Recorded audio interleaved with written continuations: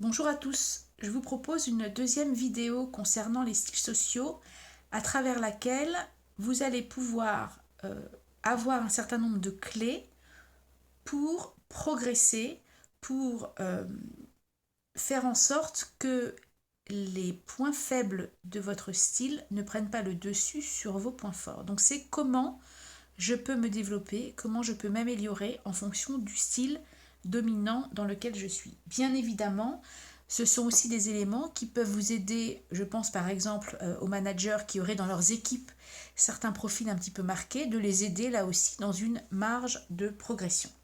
Donc je vous rappelle les 4 styles sociaux qui se répartissent donc dans une matrice avec d'un côté un axe vertical où on retrouve en haut des personnes plutôt centrées sur l'humain, et en bas des personnes plutôt centrées sur la tâche, expansif, réservé, et enfin rapport au pouvoir. Est-ce que je suis plutôt quelqu'un qui a tendance à prendre le pouvoir par exemple dans un groupe, et là je vais être plutôt à gauche, donc du côté ascendant, ou plutôt quelqu'un de consentant, c'est-à-dire lorsqu'on me propose quelque chose, eh bien je suis quelqu'un qui dispose. Ce qui nous amène à voir 4 styles. Le style analysant qui est plutôt centré sur les méthodes, le style facilitant centré sur les relations humaines, le style promouvant centré sur les idées, et enfin le contrôlant qui est centré sur l'action. Alors si on fait un zoom sur chacun des styles, nous allons commencer par l'analysant, qui a un fort besoin de sécurité, je vous le rappelle, et qui est plutôt centré sur le passé. C'est plutôt l'homme de dossier, quelqu'un qui est prudent, réservé, réfléchi, consciencieux, et qui a du mal notamment à prendre des décisions ou à se projeter dans un changement. Il a du mal à sortir de sa zone de confort et à gérer l'incertitude. Donc pour ce profil-là, et si vous êtes par exemple analysant, il est important d'oser prendre des risques. Donc l'idée par exemple, ça peut être de se donner un certain nombre de choses à faire qui soient éventuellement graduées notamment par rapport aux risques encourus, pour justement petit à petit s'acclimater et se rendre compte que si le risque est mesuré, il est possible de s'engager dans des voies on va dire incertaines ou inconnues. Ça va souvent de pair aussi avec le fait de se donner le droit à l'erreur.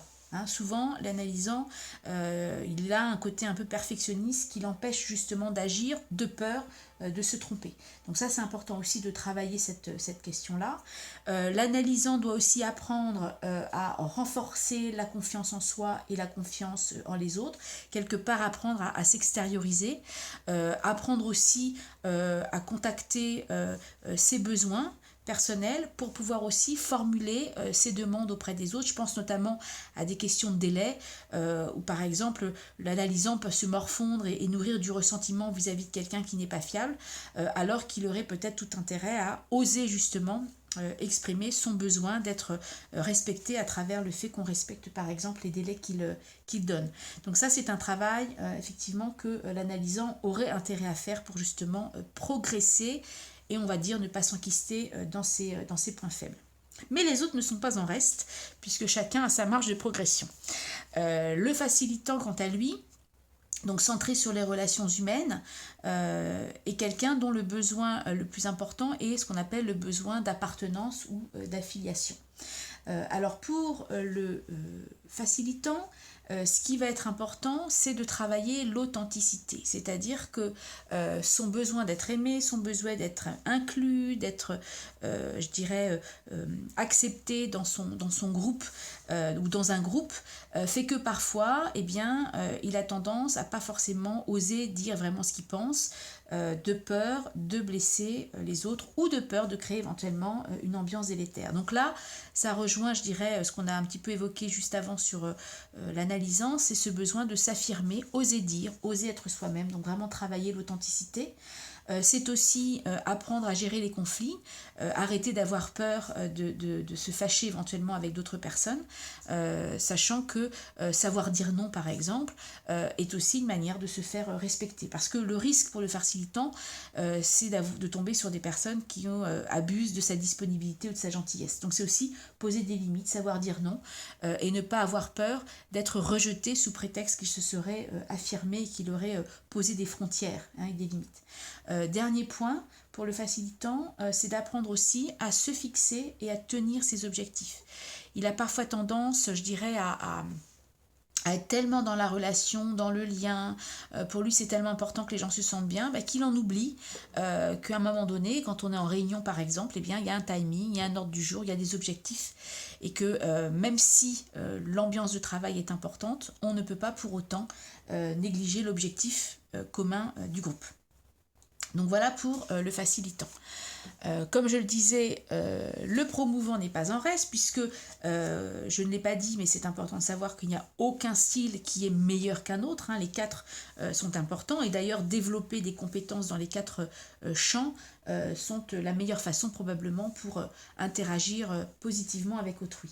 Alors le promouvant, lui, a aussi sa marge de progression ou ses marges de progression. La première, c'est d'être capable de respecter les contraintes. C'est quelqu'un qui peut avoir tendance à aimer une certaine liberté d'action. Donc oui, il y a des horaires, il y a des délais à respecter, des budgets à respecter. Donc ça, c'est important aussi, voilà, qu'il tienne ses promesses et qu'il honore ses promesses. Ça, c'est important aussi pour générer de la confiance. Il est important aussi qu'il apprenne à écouter les autres et à se décentrer. Parfois, il a tendance, je l'ai dit dans une vidéo précédente, à être un peu auto-centré, un peu narcissique. Donc, c'est aussi important d'écouter les autres. De se méfier parfois de ses engagements hâtifs, de bien mesurer les risques avant de dire oui. Donc de se prémunir de cette forme d'enthousiasme qu'il peut avoir, et puis de travailler sa persévérance. Alors ça peut être aussi par exemple de découper son objectif en objectifs intermédiaires, pour se donner l'énergie et maintenir, je dirais, un enthousiasme jusqu'au bout de la tâche à réaliser. Et enfin, nous allons terminer par le contrôlant, donc qui est lui centré sur l'action, avec un fort besoin d'autoréalisation. Pour le contrôlant, ce qui va être important, c'est de s'ouvrir aux autres. C'est quelqu'un qui n'est pas forcément très à l'aise dans la relation, qui peut avoir un côté un peu autoritaire. Donc c'est peut-être se mettre un petit peu d'eau dans son vin, faire preuve d'un peu plus d'empathie, de tolérance, d'être un peu plus convivial, quelque chose qui est difficile pour lui, peut-être d'être un peu plus à l'écoute du chemin que du résultat, essayer justement de passer les étapes en profitant de chacune des étapes sans se focaliser exclusivement sur l'atteinte de l'objectif. Faire preuve de patience, c'est quelqu'un qui est souvent vif et rapide. Tout le monde n'est pas sur ce rythme-là, donc c'est aussi apprendre à accepter que les autres peuvent avoir des rythmes plus lents.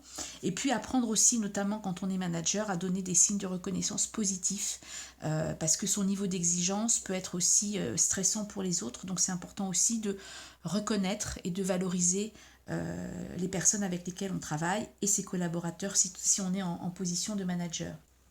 Donc voilà ce qu'on peut dire sur cette question justement des points forts et points d'amélioration. Nous verrons dans une prochaine vidéo quels sont les antagonismes qui peuvent exister entre les différents styles et comment on peut faire justement pour améliorer nos relations avec chacun des 4 styles. À bientôt pour une prochaine vidéo.